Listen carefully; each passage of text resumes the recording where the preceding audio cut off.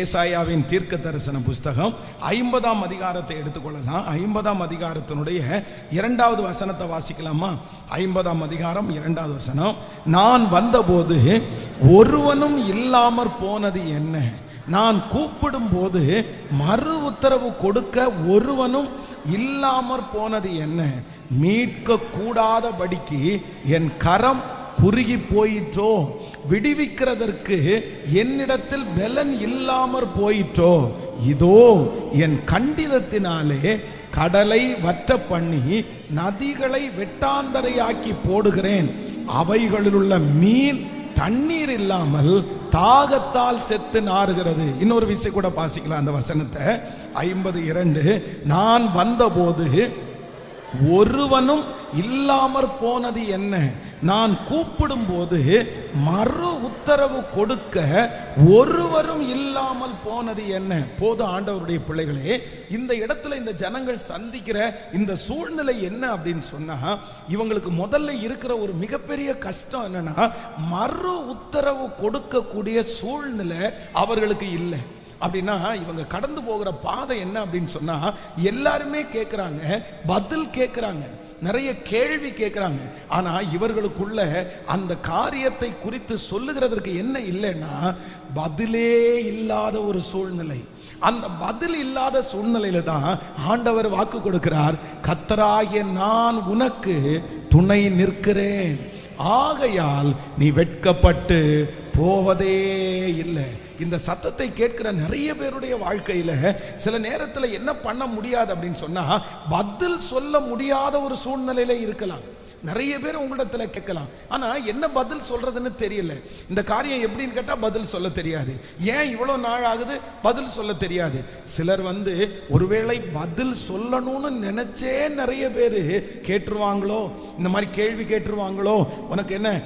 சிலர் பாருங்க, அந்த குழந்தை ஒரு லேட் ஆகும்போது யாராவது ஒருத்தர் கேள்வி கேட்டுருவாங்களோன்னு பதில் சொல்ல முடியாது.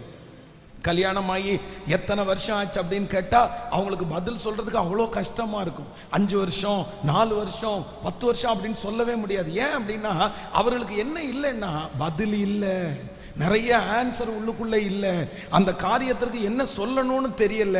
ஆனா கர்த்தர் இந்த இடத்துல வாக்கு கொடுக்கிறாரு, உன்னை வெட்கப்படுத்த விட மாட்டேன். எந்த நபர் நீங்கள் இன்றைக்கு பதில் சொல்ல முடியாமல் இருக்கிறீர்களோ, ஒருவேளை உங்களுடைய கடன்காரர்களுக்கு பதில் சொல்ல முடியாம இருக்கலாம், பதில் சொல்ல முடியாததுனால நீங்கள் ஓடி ஓடி ஒளிஞ்சு கொண்டு இருக்கலாம். ஆனா ஏசப்பா வாக்கு கொடுக்கிறாரு, உன்னை சீக்கிரத்தில் நான் தூக்கி எடுப்பேன், உன்னை வெட்கப்படுத்துறதற்கு விடமாட்டேன். நீங்க பதில் சொல்லுகிறதற்கு நிமிர்ந்து நின்று பதில் சொல்லுவீர்கள், தைரியமாய் பதில் சொல்லுவீர்கள். கர்த்தர் உங்களை பதிலை சொல்ல வைப்பார். கேட்கிற எல்லாரிடத்திலையும் பதில் சொல்ல வைக்கிற ஒரு நாள் வரப்போகிறது. என் தேவனாகிய கர்த்தர் எனக்குள்ளே இறங்கி எனக்கு பதில் சொல்ல வைக்கிறதற்கு நல்லவராயிருக்கிறார். ஹல்லேலூயா. சில நேரத்தில் பிள்ளைகள் கேட்கிற கேள்விகளுக்கு பதில் சொல்ல முடியாது. நீங்க இவ்வளோ ஜெபம் பண்றீங்களே அம்மா, நீங்க இவ்வளோ சர்ச்சுக்கு போறீங்களே அம்மா அப்படின்னு சில பிள்ளைங்க கேள்வி கேட்பாங்க. அந்த பிள்ளைகளுக்கு நம்ம சொல்ற பதில் சில நேரத்தில் விளங்கவும் விளங்காது, நம்ம சொல்லவும் முடியாது. அவன் சொன்ன உடனே ஆமா நீங்க அப்படிதான் சொல்லுவீங்க, ஏதாவது ஒன்று நடந்தாதான் அவங்க விசுவாசிப்பாங்க, ஏதாவது ஒன்று நடந்தாதான் அவங்களுக்கு நீங்க ஆன்சர் சொல்ல முடியாது. நான் நம்புறேன், யாரெல்லாம் இந்த ஜெபத்தில் ஆன்சர் சொல்ல முடியாம நீங்க பாதிக்கப்படுகிறீர்களோ, பதில் உங்களிடத்துல இல்லையோ, நான் சொல்றேன் கர்த்தர் அற்புதம் செய்து அவர்கள் கண்களுக்கு முன்பாக ஒரு பதிலை கர்த்தர் கொடுப்பார். நீங்க சொல்ல வேண்டிய அவசியம் கூட இல்லை. இது தீர்க்க தரிசனமான வார்த்தை. இது யாரோ ஒருத்தருக்கு நேராக வருகிறது. மகளே, நீதான் அப்படி நினைத்து கொண்டு வந்தீர்கள், மகனே நீதான் அதை நினைத்து கொண்டு வருகிறீர்கள். இந்த 100 days ஜெபம் முடிகிறதற்குள்ள கர்த்தர் சூழ்நிலைகளை மாற்றி, வெட்கப்படுத்தாத ஆண்டவர் சிச்சுவேஷன் எல்லாவற்றையும் மாற்றி, எஸ் லார்ட், எஸ் லார்ட், இனி நீங்க பதில் சொல்லுகிறது இல்லை, சூழ்நிலை பதில் சொல்லும், அற்புதம் பதில் சொல்லும். கர்த்தர் உங்களுக்கு செய்ய போகிற அந்த காரியம் பதில் சொல்லும். கர்த்தர் உங்க வாழ்க்கையை பார்த்து அவர்கள் பதிலை தெரிந்து கொள்ளுவார்கள். கர்த்தர் உங்களை பதிலா நிறுத்த போறாரு. கைகளை உயர்த்தி சொல்லுங்க, இந்த வார்த்தையை நான் நம்புறேன், இந்த வார்த்தையை நான் நம்புறேன். முழு பலத்தோட சொல்லுங்க. நான் நம்புறேன் ஆண்டவர் உங்களை உயர்த்தி ஒரு பதிலை அவங்களுக்கு கொடுப்பாராக. உங்களுக்கு நேராய் பதிலை எதிர்பார்க்கிற நிறைய பேருக்கு கர்த்தர் உங்களை பதிலாய் வைப்பாராக. சொல்லுங்க, ஆண்டவரே, எஸ் எஸ் எஸ் எஸ், நான் நம்புறேன், நான் விசுவாசிக்கிறேன்.